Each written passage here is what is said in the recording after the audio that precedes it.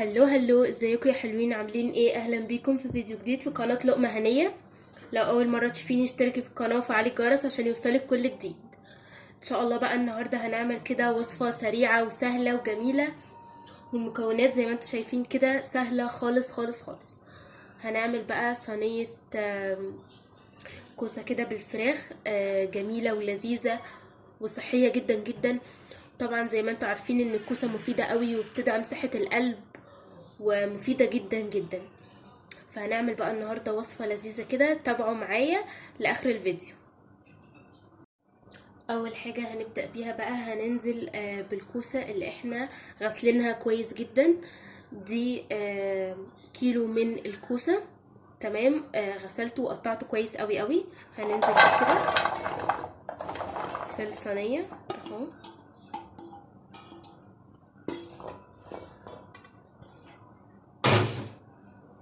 وبعدين عندي نص كيلو من الطماطم. بصوا انا عاملاها طماطم كده اللي هي بيوريه، مش ضربها قوي قوي في الخلاط يعني. فهي بصراحة حلوة قوي كده. احنا هو ده القوام اللي احنا عاوزينه، تبقى بصوا تقيلة كده. وهننزل بيها طبعا اهو كده. ده نص كيلو من الطماطم. تمام. وعندي هنا مقطعة بصلتين، بصلاية اللي هو الاحمر ده عشان كده يبقى مسكر وحلو قوي. وكمان عندنا بصل اللي هو الابيض. هننزل كده بكله مقطعينه شرايح.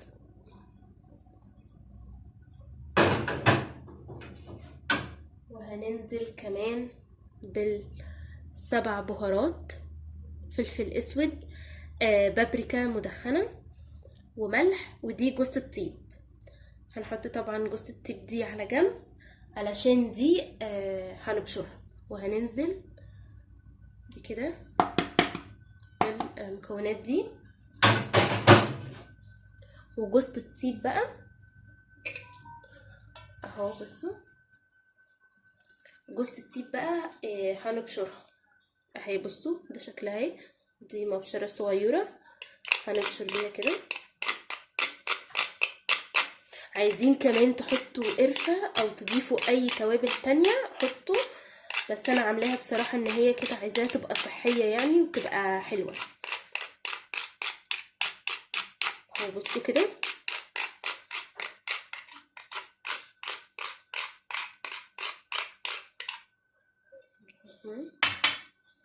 مش هنبشر منها كتير قوي يعني، حاجه بسيطه كده، بس بتدي ريحه حلوه قوي قوي في الاكل بصراحه يعني. بصوا تحفه. هقلب بقى كل المكونات دي واجيلكم. هنحط كمان شويه زيت، وهضيف عليها كمان شويه شوربه. دلوقتي بقى اهو قلبتها وبقت جاهزه. هننزل بقى دلوقتي بكرنيب من الشوربه.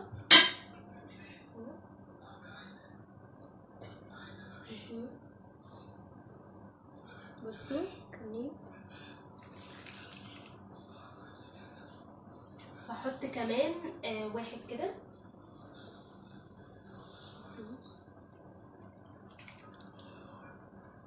بس وكده هي بصوا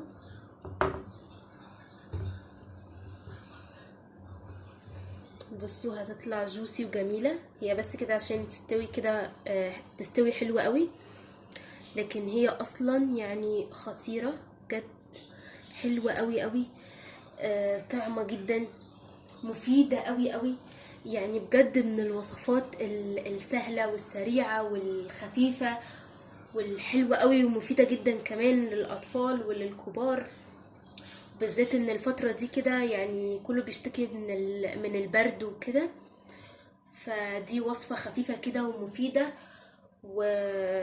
وسهله يعني وسريعه وتتعمل بسرعه بصراحه يعني، حلوه قوي قوي وكمان اقتصاديه. يعني احنا ممكن نكتفي بيها بس كده مع شويه رز ممكن ناكلها بالعيش، ممكن ناكلها يعني كمان للناس اللي هي عاملة دايت وكده، ممكن ان هي تاكلها كده وتكتفي بيها.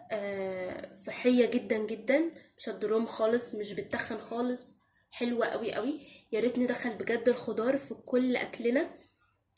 اكلنا هيبقى مفيد جدا جدا.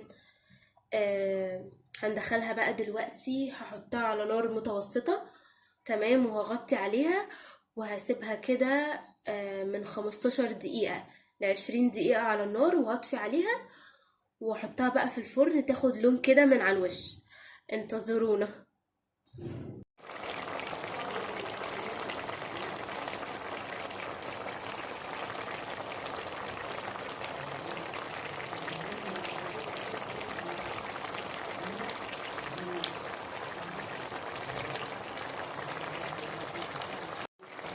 هنا خلاص بقى كده هي خلاص استوت. ده بعد تلت ساعة.